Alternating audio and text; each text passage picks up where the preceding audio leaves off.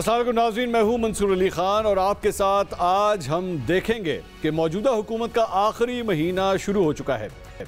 नाज़रीन, 2018 में रोमानी मनाजिर से शुरू होने वाली सियासी फिल्म में इस वक्त इंटरवल आ गया जब गुज़िश्ता बरस तहरीक अदम-ए-एतमाद कामयाब हुई।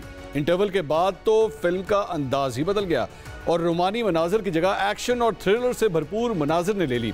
अमरीकी साजिश पर मबनी थ्रिलर और सस्पेंस से भरपूर फिल्म का दूसरा हिस्सा 9 मई को क्लाइमेक्स पर जा पहुंचा और अब फिल्म अपने इख्तितामी लम्हात की जानिब गामज़म है। फिल्म बीनों की नज़रें तो पर्दा स्क्रीन पर जमी हैं, मगर उनके दिमाग में सवाल जन्म ले रहा है कि आखिर तारीखी डायलॉग से मुज़य्यन फिल्म का द एंड क्या होगा। सियासी और मुआशी माहिरीन एब्सोल्युटली नॉट, हम कोई ग़ुलाम हैं, मैं कल्ला ही काफ़ी हाँ, हम मांगने नहीं आए मगर मजबूरी है, और रोती बिलकती आवाज़ों में साने 9 मई की मजम्मत करते हुए सियासत से अलहदगी की प्रेस कॉन्फ्रेंसों को जज्बाती मनाजिर समझकर देख रहे हैं। लेकिन फिल्म बीन अब भी इस फिल्म का मंतकी दी एंड देखना चाहते हैं। ये फिल्म मजीद 4 हफ्ते चल कर अपने इख्तिताम को पहुंचेगी, मगर इस दौरान क्या कुछ होगा, इस पर सियासी फिल्म इंडस्ट्री के गुरु भी कुछ कहने से गुरेज कर रहे हैं। खुद फिल्म में एक्टिंग करते हुए हीरो और विलन तक को नहीं मालूम कि फिल्म के इख्तिताम पर असल हीरो कौन होगा। फिल्म मेकर्स को इससे फर्क नहीं पड़ता कि कौन हीरो होगा कौन विलन, वो सिर्फ इस तवील दौरानिये की फिल्म के बाद हासिल होने वाली आमदन पर नजरें जमाए बैठे हैं। ये फिल्म जैसे जैसे इख्तिताम की जानिब बढ़ रही है, फिल्म की आमदन बढ़ रही है। 2 दोस्त बिलतरतीब $2 अरब और $1 अरब दे चुके हैं। बैनुल-अक़वामी फोरम से भी $1 अरब 20 करोड़ की मंजूरी भी मिल चुकी है, मगर फिल्म साज फिल्म में परफॉर्म करते अदाकारों को मुआशी इस्लाहात के लिए कड़ी हिदायत दे रहे हैं और तनबीह कर रहे हैं कि अगर इस्लाहात ना हुई तो फिल्म का मज़ा आखिर में किरकिरा भी हो सकता है। इस फिल्म के हिदायतकार हमारे दोस्त ममालिक और आलमी मालियाती इदारे हैं और अदाकार हमारे सियासतदान और ब्यूरोक्रेट्स हैं। नाज़रीन, तहरीक अदम-ए-एतमाद तक इस फिल्म में हीरो का किरदार मेरे कप्तान के पास था और विलन बहुत सारे थे, लेकिन अब हीरो मेरे छोटे कायद हैं जबकि विलन का किरदार मेरे कप्तान के पास है। 9 मई से पहले इस फिल्म में विलन के सीन ज़्यादा और हीरो का रोल कम दिखाई देता था, लेकिन उसके बाद से हीरो का रोल ज़्यादा दिखाई देने लगा है। मगर मसला यह है कि मेरे हीरो वज़ीर आज़म समेत उनके साथियों तक को नहीं मालूम कि क्या इस फिल्म का द एंड आम इंतखाबात के इनेकाद पर होगा, क्या आम इंतखाबात वक्त पर होंगे। मेरे हीरो वज़ीर आज़म की जमात समेत तमाम सियासी जमातें प्रेस कॉन्फ्रेंस में इस हवाले से खदशात का इजहार कर रही हैं। कुछ शायद ज़ायदुल मियाद निगरां हुकूमतों का क़याम अमल में लाया जा रहा है। कुछ सहाफ़ी तो यहाँ तक कह रहे हैं कि जब तक इस फिल्म के विलन यानी मेरे कप्तान सलाखों के पीछे नहीं जाएंगे तब तक इलेक्शन नहीं होंगे। इलेक्शन के इंतवा की बात को मुस्लिम लीग नून की चीफ ऑर्गेनाइजर मरियम नवाज की इस बात से भी तक़वियत मिलती है जिसमें वो तराजू के दोनों पलड़े बराबर करने का कह रही हैं। इलेक्शन होगा, लेकिन पहले तराजू के दोनों पलड़े बराबर किए जाएंगे। तराजू के दोनों पलड़े बराबर करो और सुबह इलेक्शन करा दो, मुस्लिम लीग नून तब भी जीतेगी। इलेक्शन होगा, जरूर होगा, लेकिन इंशाअल्लाह ताला पहले तराजू के दोनों पलड़े बराबर किए जाएंगे। नाज़रीन, इस वक्त अमली तौर पर हाल ये है कि पीडीएम जमातें मेरे कप्तान के डर से इलेक्शन में जाने से कतरा रही हैं। 15 माह पहले जिस पार्टी के टिकट को कोई पूछता तक नहीं था, आज उस पार्टी के खिलाफ क्रैकडाउन के बावजूद 80% टिकट होल्डर्स इसके साथ खड़े हैं। 1.25 बरस पहले मेरे हीरो वज़ीर आज़म की जमात मुस्लिम लीग नून का टिकट कामयाबी की जमानत समझा जाता था, मगर पार्टी कायद और chief organizer Maryam Nawaz UAE में अपने क़याम को बढ़ाने के बावजूद अब तक इंतखाबी बयानियाँ बनाने से कासिर नजर आ रहे हैं। हीरो पर मुश्तमिल हुकूमती टीम अपने 1.25 साल की कारकर्दगी पर इलेक्शन नहीं लड़ना चाहती। वो विलन यानी मेरे कप्तान के हाथ पांव बांध कर या फिर इंतखाबी अखाड़े से यकसर बाहर फेंक कर मैदान में उतरना चाहती है। आज मेरे कप्तान के खिलाफ अदालती कार्रवाइयों में तेजी आ चुकी है और तोशाखाना केस में नाअहली की तलवार उनके सर पर मुसलसल लटक रही है। 9 मई के बाद PTI के साथ जो कुछ हो चुका है, उसके बाद मुस्लिम लीग नून की जानिब से लेवल प्लेइंग फील्ड का मुतालबा खत्म होने का नाम नहीं ले रहा। हुकूमत के इस आखिरी महीने में क्या कुछ होने जा रहा है, इस पर हम 10 सवाल पूछेंगे। सवाल नंबर 1, एक सियासी फिल्म के बैनुल-अक़वामी हिदायतकार हीरो को सख्त मुआशी फैसले करने का कह रहे हैं। क्या अपने आखिरी महीने में वो ऐसा कर पाएंगे या ये काम निगरां हुकूमत पर छोड़ दिया जाएगा। सवाल नंबर 2, क्या ऐसा मुमकिन है कि मरकज़ में भी सियासी फिल्म का दौरानिया गैर मामूली तौर पर तवील हो जाए और मेहमान अदाकारों यानी निगरां हुकूमतों की मुद्दत आईनी मियाद से बढ़ जाए। सवाल नंबर 3, अगर मेहमान अदाकारों की मुद्दत आईनी मियाद से बढ़ गई तो क्या IMF कर्ज की अगली किस्त जारी करेगा? सवाल नंबर 4, मेरे हीरो वजीर आजम ने कहा कि 14 अगस्त को हुकूमत की मुद्दत खत्म हो रही है और इलेक्शन की तारीख का ऐलान इलेक्शन कमीशन करेगा। क्या इस बात का इम्कान है कि इलेक्शन कमीशन आम इंतखाबात को भी पंजाब और खैबर पख्तूनख्वा के इंतखाबात की तरह इल्तवा में डाल दे? सवाल नंबर 5, फिल्म के साइड हीरोज यानी हुकूमती जमातों के बाज रहनुमा बर वक्त इंतखाबात कराने पर जोर दे रहे हैं। क्या हुकूमत में शामिल रहनुमाओं को भी इंतखाबात के बर वक्त इनेकाद का यकीन नहीं है? सवाल नंबर 6, सियासी फिल्म में मेरे कायद के किरदार से किसी को इनकार नहीं, लेकिन वो मुत्तहदा अरब अमारात से मुल्क में वापस आकर अपना किरदार क्यों अदा नहीं कर रहे? सवाल नंबर 7, हुकूमत में शामिल सीनियर अदाकार अपनी कारकर्दगी के बजाय मेरे कप्तान को नाअहल विलन बनाकर इलेक्शन लड़ना चाहते हैं। सवाल नंबर 8, इस साल के इलेक्शन से नई सियासी फिल्म का आगाज होगा। अगर मेरे कप्तान और उनकी पार्टी को नई सियासी फिल्म में कास्ट नहीं किया जाएगा तो सारे अमल की क्रेडिबिलिटी क्या रह जाएगी? सवाल नंबर 9, मेरे कप्तान ने मेरे कायद को मुल्क के किसी भी हल्के से इलेक्शन लड़ने का चैलेंज किया था। क्या हीरो को विलन का यह चैलेंज कबूल करना चाहिए? सवाल नंबर 10, लेवल प्लेइंग फील्ड और तराजू के पलड़े बराबर करने से मुराद सिर्फ मेरे कप्तान को कास्ट से आउट करना है या बतौर जमात तहरीके इंसाफ पर पाबंदी लगवाना है? इन तमाम सवालों के जवाब हासिल करने की कोशिश करेंगे। ज़बरदस्त पैनल आज हमारे साथ मौजूद है। मेरे साथ स्टूडियो के अंदर मौजूद हैं सीनियर तज्जियाकार अतर काज़मी साहब, हमें ज्वाइन कर रहे हैं senior anchor person Mubashir Luqman साहब, और हमें ज्वाइन कर रहे हैं सीनियर तज्जियाकार और एंकर पर्सन हबीब अकरम साहब। मैं स्टार्ट करता हूँ हबीब अकरम साहब आपसे। सर, आखिरी महीना शुरू हो चुका है, अब क्लाइमैक्स की तरफ हम मेरे ख्याल में पहुँच गए हैं। पिछले 5 साल से ये कहानी चल रही थी, अब अगले क्लाइमैक्स को आप किस तरह प्रेडिक्ट कर रहे हैं, क्या होने जा रहा है? क्योंकि मैंने मेरे ख्याल में इतनी अनसर्टेनिटी आज तक कभी किसी इलेक्शन से पहले नहीं देखी जो इस मर्तबा में देख रहा हूं। एक तो यह कि अनसर्टेनिटी और हमारा इलेक्शन ये हमेशा से जुड़े हुए चलते हैं। आपको याद होगा कि 2007 में जब 2008 में जब इलेक्शन होना था तो उससे पहले भी एक वाकया हुआ था, 2013 के इलेक्शन से पहले भी एक वाकया हुआ था, 2018 के इलेक्शन से पहले भी इसी तरह एक बहुत सारी चीजें लूम लार्ज कर रही थी कि शायद इलेक्शन होगा या नहीं होगा। तो पाकिस्तान के अंदर तमाम के तमाम जो होने वाले इलेक्शन है वो इसी तरह के वाकयात से मुज़य्यन है और एक अनसर्टेनिटी रहती है। दूसरी बात यह है कि ये जो फिल्म अभी जो जिस चीज को आपने फिल्म करार दिया है, इस फिल्म का अगर कोई नाम तजवीज करें तो मेरे जहन में एक जॉर्ज ऑरवेल का नॉवेल है जो एनिमल फॉर्म। मैं समझता हूं कि इस फिल्म का नाम एनिमल फॉर्म होना चाहिए, क्योंकि उसमें भी हीरो और विलन इसी तरह आहिस्ता आहिस्ता प्रोग्रेस करते हुए किस तरह हीरो बनता है और किस तरह विलन को विलन बनाया जाता है, और या किस तरह इन दोनों के किरदारों को आपस में चेंज कर दिया जाता है। तो वो सारी चीजें मेरा ख्याल है कि इस फिल्म का नाम एनिमल फॉर्म रखें। तो एनिमल फॉर्म के बहुत सारे कैरेक्टर्स के नाम हम नहीं ले सकते ना, लेकिन बहरहाल जो सूरत हाल नजर आ रही है इसमें आपका जो हीरो है वो ज्यादा देर तक हीरो नहीं रहेगा और जो विलन है वो ज्यादा देर तक विलन नहीं रहेगा। ये बात अब तय हो चुकी है, पॉलिटिकली भी नजर आ रहा है कि कुछ दिन बाद शायद ये कैरेक्टर, ये जो रोल्स हैं दोनों के, ये शायद इतने बुरे नहीं रहेंगे और इतने अच्छे नहीं रहेंगे। यानी मैं अगर आपके आसान अल्फाज में लोगों की आगाही के लिए कुछ ज़्यादा ही हम लोग मेरे ख्याल में अदबी साइड पे चले गए, अगर आसान अल्फाज में आपका मतलब है कि शहबाज शरीफ साहब जो है वो विलन बन सकते हैं और मेरे कप्तान जो है वो हीरो बन सकते हैं, ये मतलब है आपका? अगर इलेक्शन जीतना अगर जिसने इलेक्शन जीतना है वो हीरो है, हाँ, तो फिर उसमें मुझे शहबाज शरीफ साहब मुश्किल से हीरो बनते नजर आ रहे हैं। मुबशर लुकमान साहब, आपकी क्या राय है सर, क्या होने जा रहा है एक महीने के अंदर, क्या होने जा रहा है? पहले तो आपका शुक्रिया और आपके नेटवर्क का शुक्रिया। दूसरी बात, आपको मैं एक बात बता दूं कि पाकिस्तान में 3 चीज़ों का हमेशा से बहरान रहा है। मईशत का बहरान रहा है, हमारी क्रिकेट में बैटिंग लाइनअप का बहरान रहा है और हमारी जमहूरियत का बहरान रहा है। और ये बहरान मुझे नहीं लगता कि अनकरीब तीनों में से किसी का भी ठीक होने वाला है। जहां तक फिल्म का ताल्लुक है तो मैं आपको पहले फिल्म बता दूं कि फिल्म और टीवी में और सियासत में एक फर्क है।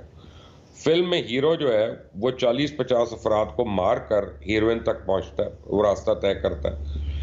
टीवी के ऊपर हीरो को ये रास्ता 40-50 इश्तिहारों को क्रॉस करके करना पड़ता है। और सियासत में बेइंतहा झूठ बोलकर झूठा बयानिया बनाकर उस तरह से आना पड़ता है। ठीक। और इस पूरी गेम में एक साइड विलन होता है, एक तो फ्रंट विलन है ना, एक साइड विलन है जिसका पता नहीं होता, वो पता चलता है एकदम से उसने कालीन आपके पैरों के नीचे से खींच लिया। अच्छा। और यहाँ पे आपको मैं एक बात बता दूं कि मुझे ये तो अब नहीं लग रहा, मैं अबीब अकरम से इतना तो एग्री नहीं कर रहा कि रोल्स रिवर्स हो जाएंगे, लेकिन ये मैं ज़रूर कहूँगा कि शहबाज शरीफ के लिए और नवाज शरीफ साहब के लिए काफ़ी मुश्किल आ सकती है।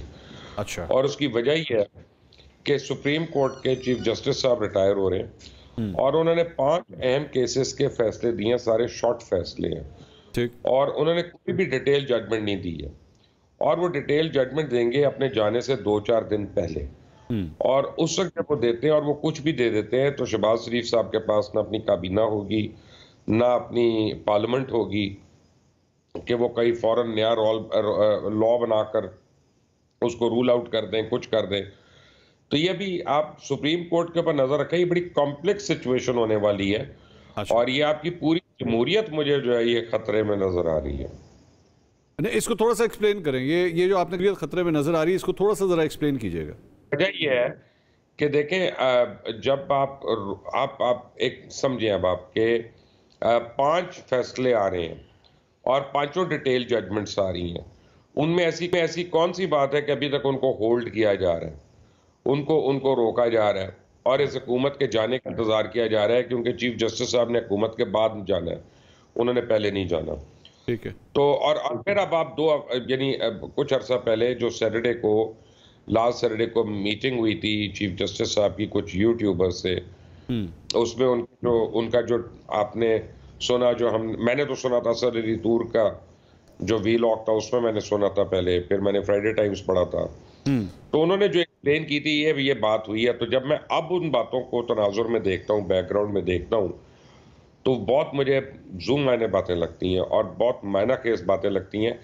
और अगर कुछ ऐसा जजमेंट आ जाती है तो फिर मंसूर भाई, फिर बहुत कुछ हो सकता है, फिर बहुत कुछ रुक भी सकता है होते हुए, मैं ये कह रहा हूँ। अच्छा, ये अतर साहब, ये दोनों हमारे सीनियर तज्जियाकारों की आपने गुफ्तगू सुनी, आप क्या प्रेडिक्ट कर रहे हैं ये जो आखिरी महीना है, क्या क्या हो सकता है? ये तो बड़ी खतरनाक बातें कह रहे हैं मुबशिर साहब। देखिए, पहली बात तो ये जो फिल्म होती है ना, उसमें सस्पेंस होता है कि आगे क्या होगा किसी को नहीं पता। फिर एक होती है तो मौजूद है, हाँ नहीं, फिर एक होती है डब्बा फिल्म, उसमें पता होता है कि इस किरदार ने आगे क्या करना है। वो इतना घटिया किस्म का, या जिसे आप कह सकते हैं लो बजट किस्म का उसका वो सारा होता है, स्क्रिप्ट वगैरह को सब कुछ पता चल जाता है। दूसरी चीज़, फिल्म में हीरो कौन है और विलन कौन है। हाँ। ये जब फिल्म शुरू होती है ना, कभी नहीं कहा जाता अस्सलाम वालेकुम जी मैं हीरो हूं और ये विलन है, नहीं, जिस तरह का किरदार होता है ऑडियंस फैसला करती है कि ये विलन है, ये हीरो है। और जमहूरियत के अंदर भी आवाम फैसला करती है कि कौन हीरो है कौन विलन है। और हमेशा हीरो आम फिल्मों में भी अकेला होता है और पता नहीं किसी और जगह पे भी अकेला। सिर्फ एक ऑन लाइटर नोट में आपको बात कहूंगा कि यहाँ पे कभी कभार इस तरह भी हो जाता है कि फिल्म में वाकई हीरो एक्चुअली कोई और होता है, विलन कोई और होता है, लेकिन एक्टिंग या रोल ऐसा होता है कि लोगों को विलन से ज्यादा प्यार हो जाता है। क्या जबरदस्त ने एक्टिंग की, मतलब फॉर एग्जांपल एक वो शाहरुख की फिल्म थी डर, उसके अंदर शाहरुख वाज द विलन, लेकिन शाहरुख की एक्टिंग से जो है वो लोग इतना इंप्रेस हुए, उन्होंने कहा यार क्या जबरदस्त एक्टिंग की। अभी ये जो मौला जट बनी नहीं जी। इसके अंदर हमजा अली अब्बासी का जो एक्टिंग थी वो ज्यादा, खैर वो फिल्मों वाली साइड पे चले गए, लेकिन हो जाता है इस तरह। नहीं देखिए, एक्टिंग के ऊपर तो होता है, बिल्कुल ऐसा होता है, और हम देखते हैं सियासी फिल्म में भी होता है। हबीब साहब कुछ कह रहे हैं? जी जी हबीब साहब, बात करें, हिदायतकार पे भी तवज्जो दे दें। हाँ, और ये डिपेंड करता है हिदायतकार ने किसको पावर दी हुई है, किसको बेहतर डायलॉग दिया है, किसको बेहतर डायलॉग। अच्छा, उसमें देखना फिर ये होता है कि जो कैरेक्टर जो हीरो का होता है, हाँ, उसके साथ सिंपैथीज होती हैं। जो विलन होता है उसको ऑल्दो के मार पड़ी हो, कुछ भी हो, वो बुरा हो रहा होता है, पर ऑडियंस तालियां बजा रही होती है, इसलिए कि ऑडियंस को लगता है। ये हबीब साहब कुछ कह रहे हैं? मुबशिर साहब इज सेइंग समथिंग। जी मुबशिर साहब, मैं आपको बताता हूँ, आप देखें ऑस्कर अवार्ड जब मिल रहा होता है ना बेस्ट फिल्म का, तो वो डायरेक्टर नहीं रिसीव करता, वो प्रोड्यूसर रिसीव करता है। हाँ। तो अभी आप इस फिल्म के प्रोड्यूसर पे नहीं पहुंचे हैं।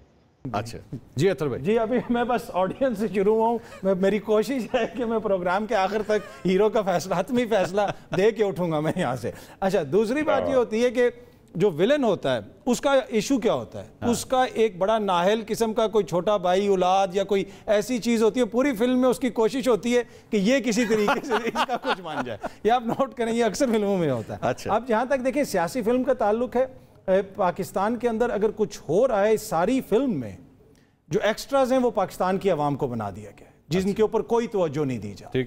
इसलिए कि जो फिल्म प्रोड्यूस होती है वो ऑडियंस के लिए होती है, ऑडियंस ने कंज्यूम करनी होती है, और सबसे इंपॉर्टेंट जो उसमें फैक्टर होता है वो ऑडियंस का होता है। उनको मद्देनजर रख के फिल्म बनाई जाती है। लेकिन हमारे यहाँ जो सियासी फिल्म बनाई जा रही है उसमें ऑडियंस को बिल्कुल आपने दीवार के साथ लगा। मैं सर सीधा सीधा सवाल करता हूँ, मतलब बहुत ज़्यादा हम लोग जो है ना वो ऐसी मिसालों के अंदर चले गए। अगले 1 महीने में आपको मेरे कप्तान कहाँ नजर आ रहे हैं? पाकिस्तान में ही नजर आ रहे हैं। हो सकता है उनको गिरफ्तार भी कर लिया जाए इस चीज का, वो बरमला बार बार वो इलेक्शन लड़ेंगे। देखिए अगर उनके ऊपर पाबंदी नहीं होगी तो इलेक्शन तो वो लड़ेंगे। तो जाहिर बात है, मैं पाबंदी का तो पूछ रहा हूँ, पाबंदी लगेगी या नहीं लगेगी? जिस तरह अब वो उनका केस एक चल रहा है, तोशाखाना वाला केस चल रहा है, 1-2 चीज़ें ऐसी हैं जिनके अंदर उनको कानूनी मुश्किलात हो सकती हैं, जो उनके अपने करीबी जराए भी उनको बताते हैं। लेकिन अगर जेल में वो सिर्फ हुए तो वो उनकी इलेक्शन में रुकावट नहीं, नाअहली की सूरत में तो फिर तो वो इलेक्शन नहीं लड़ सकेंगे। पर उनको देखिए, अगर अभी कोई नाअहल उनको कर देते हैं तो इलेक्शन तक उनको रिलीफ भी मिल सकता है अदालत से। उसको आप फैसला तो आपको पता है ओवरनाइट ओवरटर्न हो सकता है, उस पर स्टे मिल सकता है। और अगर फैसला सितंबर के बाद आया फिर? देखिए मैं इसको ज्यादा अहमियत इसलिए नहीं देता कि 16 सितंबर के बाद भी तो यही आइन होगा, यही कानून होगा, जो बहुत सारे लोग उम्मीदें लगाए बैठे हुए ना कि 16 सितंबर के बाद ये हो जाएगा वो हो जाएगा। मुझे उस तरह होता हुआ नजर नहीं आ रहा। मैं इधर हबीब साहब से इसी का तज़िया। हबीब साहब, आपके ख्याल में एक थ्योरी मार्केट के अंदर यही आई हुई है कि खान साहब के खिलाफ कोई नाअहली या कोई सजा या इस किस्म के कोई भी जो केसेस इस वक्त चल रहे हैं वो मंतकी अंजाम को पहुंचेंगे 16 सितंबर के बाद ही? मुझे लगता है मंसूर वो वक्त गुजर चुका है। जहां पे इमरान खान साहब को गिरफ्तार किया जा सकता था, जहां पे इमरान खान साहब को नाअहल किया जा सकता था, वो वक्त गुजर चुका है। और इसको जो फुल स्टॉप हतमी तौर पे लगा है वो फुल स्टॉप IMF की मीटिंग के बाद लगा है। उसकी वजह यह है कि IMF एक मल्टीलैटरल इदारा है। वो इस तरह लोग किसी मुल्क को लैंडिंग करते हुए उन लीडरों के घरों में जाकर उनसे नहीं पूछता कि अच्छा आप ये जीतेंगे तो आप क्या करेंगे, आप कैसे करेंगे। और खास तौर पर जब एक ऐसी हुकूमत मौजूद हो जो खुद को मुंतखब भी कह रही हो, और जाहिर है ये 2018 में ये असम्बली मुंतखब हुई थी तो इसी के अंदर से ये हुकूमत बरामद हुई है, तो इसके इस इंतखाबी होने पे तो कोई शक नहीं, मुंतखब होने पे तो कोई शक नहीं है। अगरचे इस पे एतराजात और तरह के हैं। एक लेजिटिमेट गवर्नमेंट है, हमारे कॉन्स्टिट्यूशन के अंदर रह के बनी हुई है। तो इस हुकूमत की मौजूदगी में जो पाकिस्तान की तारीख का सबसे बड़ा हुकूमती इत्तेहाद है उसको एक तरफ छोड़ते हुए जब IMF जैसा मल्टीलैटरल इदारा चेयरमैन तहरीके इंसाफ के पास जा रहा है, वहां पर बातचीत हो रही है, तो इसका मतलब सिर्फ ये नहीं है कि IMF गया है। इसका मतलब यह है कि IMF को जिन जिन हमारे दोस्तों ने गारंटी दी है, यानी चीन ने दी है, सऊदी अरब ने दी है, UAE ने दी है, उनकी गारंटियां काफी शायद नहीं थी। या उनकी गारंटियों के लिए कुछ मजीद खुद विद इन पाकिस्तान भी IMF को कुछ गारंटीज की जरूरत थी कि क्या उसका प्रोग्राम जो है वो पॉलिटिकल ओनरशिप रखता है या नहीं रखता। तो लिहाजा मुझे अब ऐसा लगता है कि अब जो उसके बाद से अब जो इमरान खान साहब तहरीके इंसाफ के जो चेयरमैन हैं उनके ऊपर शायद अब नाअहली वाला मामला उस शद्दोमत से नहीं उठाया जाएगा जिस तरह पहले उठ रहा था, और अब उनकी गिरफ्तारी भी मुझे थोड़ी बईद अज़ इम्कान लगती है। मुबश्शिर साहब, आपकी क्या राय सर? IMF की मीटिंग के बाद क्या वाकई सारी चीजें तब्दील हो गई हैं? हाँ जी, वो बात यह है कि एक बंदा था, उसको 30-40 गोलियां लग गई और जिंदा बच गया। उसने 20 फुट दीवार से छलांग मारी, वो जिंदा बच गया। उसके हेलीकॉप्टर पर रॉकेट लॉन्चर चला और वो जिंदा बच गया। आप ये ना समझे मैं आपके कप्तान की बात कर रहा हूँ, मैं सुल्तान राई का रेफरेंस दे रहा था, उनके साथ यही है।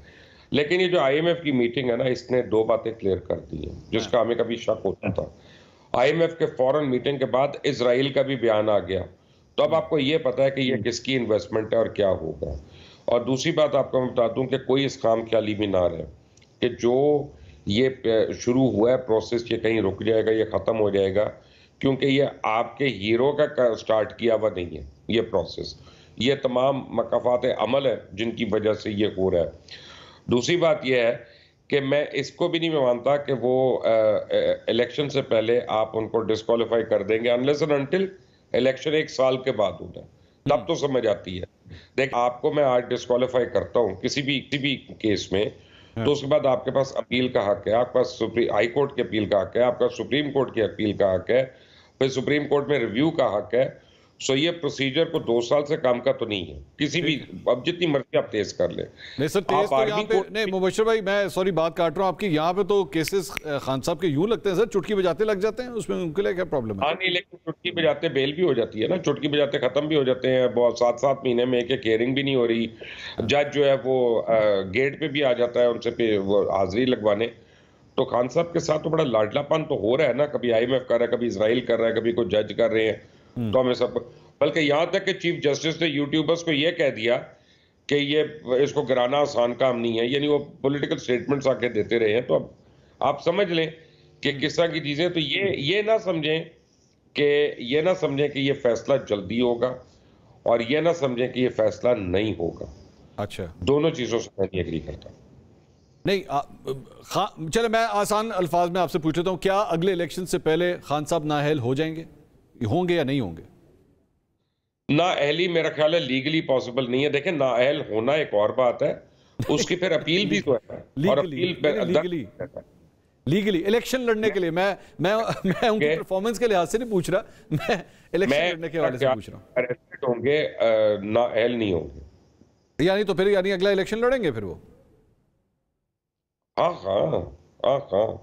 और ये भी गलत फहमी है, जैसे अभी हबीब अकरम ने कहा, अभी तो मेरे भाई हैं छोटे, अतर भी, लेकिन ये गलत फहमी है और आपकी भी कि जनाब 80 सीटें और ये सीटें और उतनी सीटें जीते हैं। वो पहले भी 2018 में जैसे जीती, वो भी सारों को पता है, वो RTS जैसे बैठा था और सब कुछ जो हुआ था, और जिस तरह से कराची की सीट्स वगैरह दिलाई गई थी। तो जब इलेक्शन में सारी फोर्सेस आपके लिए काम नहीं कर रही होती ना, फिर और आपके अपने वो कैंडिडेट्स भी नहीं होते जो अपने डब्बों को बचा सके, अपने लोगों को निकाल के ला सके, तो election is a different ball game. It comes from a different animal farm, it is not the animal farm.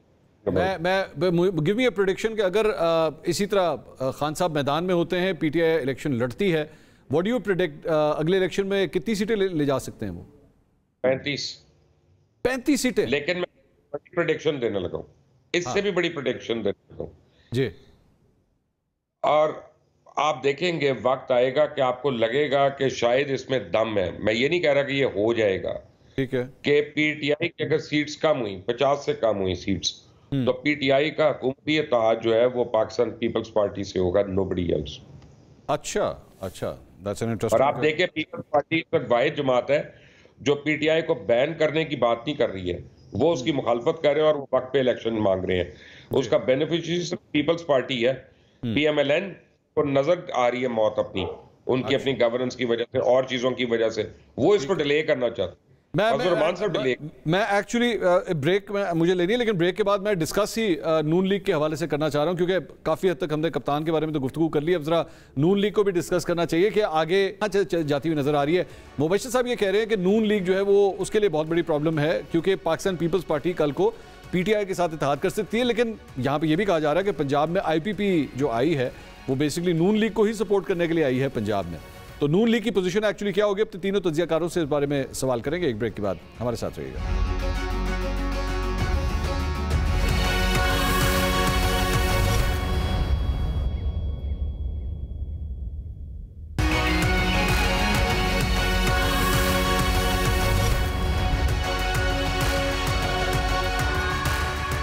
नाज़रीन, welcome back after the break. मेरे कप्तान के हवाले से तो गुफ्तगू हो रही थी, क्या अगला इलेक्शन लड़ेंगे, नहीं लड़ेंगे, नाअहल हो जाएंगे, गिरफ्तारी होगी नहीं होगी, इस बारे में तो बात हो रही थी। अब ज़रा शेर के बारे में कुछ बात करते हैं, मेरे शेर के बारे में, जो लंदन में भी मौजूद है, पाकिस्तान में भी मौजूद है, उसके बारे में बात करते हैं। अतर साहब, मुबशर साहब ये कह रहे थे कि पाकिस्तान पीपल्स पार्टी कल को इत्तेहाद भी कर सकती है पाकिस्तान तहरीक इंसाफ के साथ अगर उसको ज़रूरत हुई तो, और नून लीग के लिए बड़ी मुश्किल हो सकती है। लेकिन ये जो IPP है, IPP तो एक ऑटोमेटिकली उनके लोग जो हैं वो नून लीग के टिकटों पे इलेक्शन लड़ते रहे हैं, और नून लीग के कई रहनुमाई कहते रहे कि हमें सीट एडजस्टमेंट में कोई प्रॉब्लम नहीं है, हम कर सकते हैं इनके साथ सीट एडजस्टमेंट। तो नून लीग की क्या पोजीशन देख रहे हैं आप अगले एक महीने में?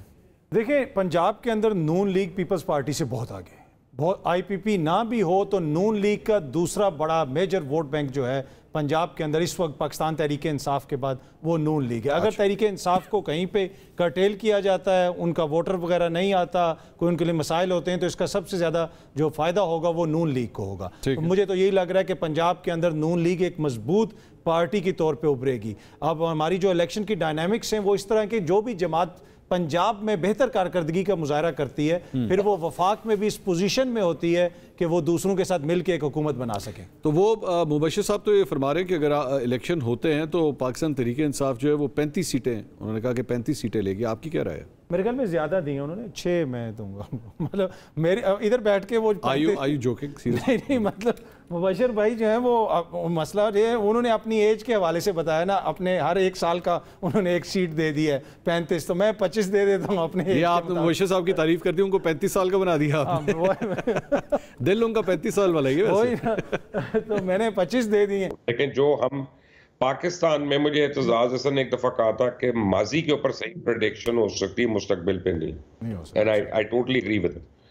देखिए, अभी जो दुबई की मीटिंग हुई है उससे मरियम नवाज शरीफ के ऊपर बड़ा सीरियस रिएक्शन हुआ है पीपल्स पार्टी में, और उन्होंने अब किसी किस्म का यानी इनसे इल्हाक नहीं करना, और मेरा ख्याल है कि असेंबलियां टूटने से पहले पीपल्स पार्टी जो है वो अलग हो जाएगी इस पीडीएम की हुकूमत से। मैं आपको पहले बता रहा हूँ, 2 दिन पहले हो, 4 दिन पहले हो, वो पहले होगी। अच्छा, दूसरी बात यह कि 5 ग्रुप्स हैं जो इंतहाई अहम हैं, जिनमें एक तो जहांगीर तरीन का ग्रुप होगा, एक एमक्यूएम है, एक असफंदियार वली हैं, एक परवेज खटक है 30-35 लोगों के साथ, एक मौलाना फजल रहमान है, और एक सबसे इंपॉर्टेंट जो है वो बाप पार्टी है।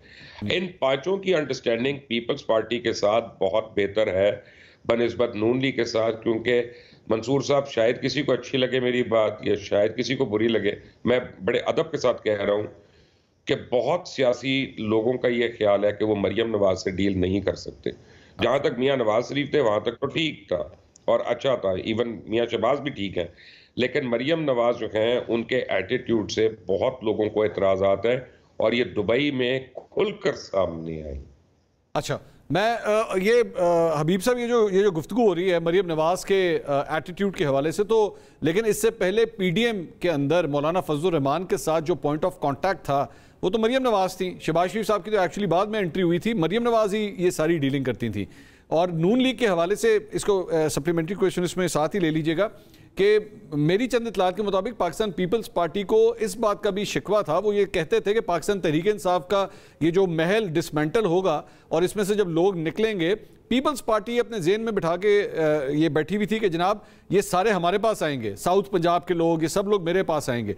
वहाँ पे आ गई आईपीपी, और आईपीपी जो है वो सारा का सारा वो जितना भी वो ग्रुप था वो सारा उठा के साथ ले गई, और वो सारा जा रहा है नून लीग की तरफ। तो पंजाब में पाकिस्तान पीपल्स पार्टी को तो एक्चुअली एंट्री मिल नहीं रही, और अथर साहब भी अभी ये कह रहे थे पंजाब जब तक आपके पास नहीं होगा तो वजीर आजम की कुर्सी तक पहुंचना आपके लिए बहुत मुश्किल हो जाएगा।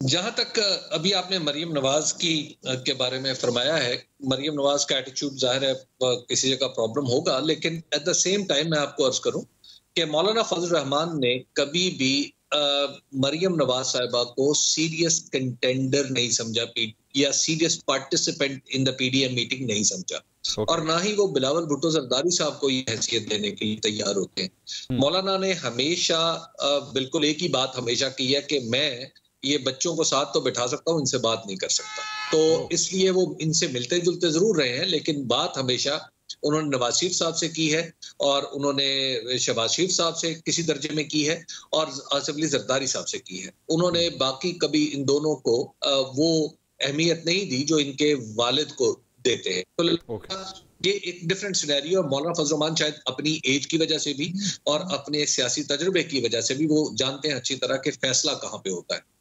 दूसरी बात, जहां तक पंजाब में इलेक्शन की डायनेमिक्स है, मंसूर, इलेक्शन में अगर आप पिछला 2018 का इलेक्शन उठा के देखें तो उसमें पीएमएलएन महदूद हो गई थी सेंट्रल पंजाब में, इसके ज्यादातर सीटें जो थी वो सेंट्रल पंजाब की थी। और जब भी पीएमएलएन पे कोई कड़ा वक्त आता है या कोई सीरियस कंटेंडर सामने आता है तो ये सिमटती हुई सेंट्रल पंजाब में आ जाती है। खाब 2002 के इलेक्शन उठा के देख लें और 2008 में देख लें, और अब भी आप देख लें 2018 में भी देख लें, 2013 में भी मेजर चंक जो था वो सेंट्रल पंजाब था। खैर, तो अब अगर 2013 के स्टैंडर्ड पे ही अगर इलेक्शन, चूंकि वो मुस्लिम लीग नून के फेवरेट इलेक्शन है, तो 2013 के स्टैंडर्ड पे अगर कोई पाकिस्तान में इलेक्शन होता है तो पीएमएलएन के लिए कुछ ज्यादा अच्छी खबरें नहीं। PMLN को बहुत कुछ बैरूनी इमदाद चाहिए होगी, खारजी इमदाद चाहिए होगी, दोस्तों की इमदाद चाहिए होगी अपने लोगों को इलेक्शन लड़वाने के लिए। वोटों वाली कहानी जो है फिलहाल पाकिस्तान मुस्लिम लीग नून के फेवर में इतनी ज्यादा नहीं है। तीसरी बात कि जो मौजूदा पॉलिटिकल सिचुएशन में आपको नजर आ रहा है कि पाकिस्तान मुस्लिम लीग नून से कभी मतलब जैसे पाकिस्तान पीपुल्स पार्टी नाराज है, तो ये बात कोई अनहोनी नहीं है। देखिए, पाकिस्तानियों ने अलग होना है, उसकी वजह यह है कि इनको वन वर्सेस ऑल के तासुर ने बहुत ज्यादा नुकसान पहुंचाया है। हबीब साहब, इसमें ये वन वर्सेस ऑल के अंदर आप ये फरमा रहे हैं कि ये जो मुबश्शिर साहब ने कहा पीपल्स पार्टी और PTI का कल को इत्तेहाद हो सकता है, आप भी इसी पॉसिबिलिटी को सपोर्ट करते हैं? इलेक्शन के बाद की सूरत हाल कुछ भी हो सकती है, वो एक अलग लेकिन फिर मेरा फिर ठीक है मेरा फिर यहाँ पे दूसरा सवाल आता है कि जरदारी साहब को तो मुझे पता है उनको कोई इशू नहीं होगा ये सारा कुछ करने के लिए, लेकिन खान साहब मान जाएंगे इस काम के लिए? खान साहब को अब तक जितना फायदा हुआ है वो इन सब को इकट्ठा रख के ब्रैकेट करने में इमरान खान साहब को फायदा हुआ है जी। अब अगर वो खुद अपने हाथों से इस ब्रैकेट को तोड़ते हैं और किसी एक के साथ उठना बैठना शुरू कर देते हैं या ये तासुर देते हैं कि उनके साथ उनके मामलात आगे बढ़ सकते हैं, तो ये मेरा ख्याल है कि उनके लिए खुद डैमेजिंग होगा। लेकिन मैं अतर साहब, मुझे याद आ रहा है वो मलिक रियाज साहब की एक मुबैना ऑडियो जिसमें वो जरदारी साहब से गुफ्तगू कर रहे हैं और वो कह रहे थे जी वो मुझे पैगाम पहुंचाया गया है और आपके लिए तो आप कुछ करें, लेकिन वो जरदारी साहब कहते हैं नहीं अब कुछ नहीं हो सकता, अब काफ़ी देर हो गई है। और ये पहले भी इस किस्म की उसमें नाम तो किसी का नहीं हो कह रहे थे वो नहीं, ये तो ज़बान ज़द-ए-आम बात थी कि पैगाम खान साहब वो खान और कौन सा खान है, कितने खान है जिनके लिए मलिक रियाज साहब फोन करेंगे? नहीं हो सकता वो शाहरुख खान की बात कर रहे हैं। कम ऑन यार, मैं तो अब इतना भी नहीं। अब देखिए मुझे भी देखिए इमरान खान का जो बयानिया है वो उससे आप इख्तलाफ करें या इत्तेफाक करें, उन्होंने एक सर्टन उस चीज़ को सामने रख के बनाया हुआ है कि ये लोग बुरे हैं, तमाम जो बुराइयां हैं इन लोगों के अंदर है, तो फिर वो किस मुंह से इनके साथ इत्तेहाद करेंगे? और जो उनका वोट तो किया नहीं है, पहले परवेज इलाही के साथ नहीं किया, नहीं वो इस लेवल पे कभी भी उस परवेज इलाही के साथ नहीं किया, नहज पे नहीं गई ना। देखिए पहले वो पंजाब का सबसे बड़ा डाकू कह दिया अगले को, और उसके बाद उसको वजीर आला मैं मुबश्शिर साहब के साथ नहीं किया, MQM के साथ नहीं किया। दूसरी एक बात मैं आपको बताता हूँ कि पोस्ट इलेक्शन की बात हो रही है। ये देखिए, अगर आपकी सीट्स कम है और आप हुकूमत नहीं बना सकते और आपके ऊपर मुकदमात की भरमार है और आपकी पार्टी जो है वो तितर बितर है और वो उसकी दौड़ें लगी हुई हैं, लोग अंदर हैं, ये है वो है, और उस सूरत में आप बड़े आराम से आपका बयानिया ये होगा, क्योंकि वज़ीर आज़म तो बिलावल ने बनना है, जरदारी साहब ने तो नहीं बनना, कि हाँ जी बिलावल की स्लेट क्लीन है, हम इससे इत्तेहाद कर सकते हैं, इससे हम कर लेंगे ताकि उनके अपनी पार्टी को रिस्पाइट मिले और जीने का चांस मिल जाए, वरना उनके पास कोई अपॉर्चुनिटी नहीं है। नहीं, मेरा तो अतर साहब से यही अतर साहब की क्यों इतना आप लोग आइडियलाइज करते हैं? आप ये समझते हैं नहीं बड़ी को उसूलों की सियासत हो रही है और ये यहाँ से वहाँ नहीं जाएंगे। मैं यही पाकिस्तान पीपल्स पार्टी और नून लीग कभी 90s में कोई सोच सकता था कभी आपस में एक दूसरे के साथ मिलेंगे? मिल गए ना, आज मिल गए, आज इकट्ठे बैठे में। तो पाकिस्तान तरीके, आप मुझे बताइए कि चेरिंग क्रॉस, हबीब साहब आप भी और मुबश्शिर साहब आप भी लाहौर से ताल्लुक है, चेरिंग क्रॉस के ऊपर एक कंटेनर रखा गया था, उसी कंटेनर के ऊपर एक ही कंटेनर से डॉक्टर ताहिरुल कादरी, मेरा कप्तान और आसिफ अली जरदारी तीनों ने एक एक करके आगे वहां पे तकरीरें भी की थी, अगर आपको याद हो। कंटेनर को लाने में मेरा भी रोल था। आपका रोल था? किसको लाने में? कंटेनर को लाने में। कंटेनर और कंटेनर के ऊपर जो लाए गए वो ये कंटेनर के ऊपर भी खड़े, वो तो खुद से आ गए थे, तो उन्होंने हमें बताया था कि हम आ रहे हैं। 2014 के कंटेनर में आपका क्या रोल था? तो काफी रोल था। अच्छा देखिए, मेरा कहने का मकसद ये है कि इस वक्त जो उन्होंने अपने वोटर सपोर्टर को, जिसको वो समझते हैं कि जिसकी वजह से उनको रिलीफ मिल रहा है, जो प्रेशर वो बिल्ड कर रहे हैं, अगर अभी वो इस तरह का कोई तासुर दे दें कि हम पीपल्स पार्टी के साथ मिल जाएंगे तो उनकी तो सियासत खत्म हो जाएगी। क्या आप समझते हैं कि आफ्टर इलेक्शंस, आफ्टर इलेक्शंस हो रहा है ना, आफ्टर इलेक्शंस तो बड़े न्यूट्रल ले लिए जाते हैं। आफ्टर इलेक्शन मुझे ये ज्यादा इम्कान लग रहा है कि पीपल्स पार्टी और नून लीग और ये जो इत्तेहाद अभी चल रहा है, ये लोग मिलकर हुकूमत बना लें, और मुझे तो यही सिस्टम चलता हुआ इनका नजर आ रहा है अगर इनकी ख्वाहिशात के मुताबिक निजाम चला। सियासी फिल्म के हवाले से हमारे तज्जियाकारों की राय आप सुन रहे हैं। फिल्म के इंटरवल होता है, हमारे भी इंटरवल का वक्त हो गया। इंटरवल के बाद वापस आते हैं, हमारे साथ रहिए।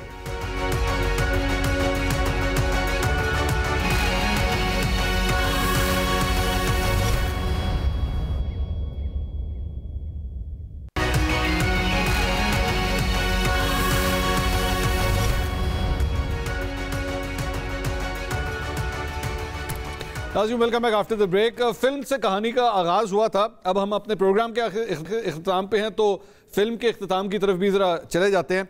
फिल्म का इख्तिताम हमेशा जो देखने वाला होता है वो यही चाहता है कि जब मैं जहाँ से निकलूँ तो या तो मेरे चेहरे के ऊपर खुशी होनी चाहिए या फिर आंखों में आंसू होने चाहिए, लेकिन फिल्म ऐसी हो कि लोग उन आंसुओं को भी इंजॉय करते हैं और कहते हैं जी क्या ज़बरदस्त फिल्म थी, बड़ी ज़बरदस्त थी। हबीब साहब, इस फिल्म का जो भी एंड होता है इलेक्शंस की सूरत में, क्या सिनेरियो होगा कि लोग कहेंगे हाँ फिल्म देखने का मज़ा आया, हम हंसी खुशी जो है वो घर जा रहे हैं? क्या होना चाहिए आपकी नज़र में?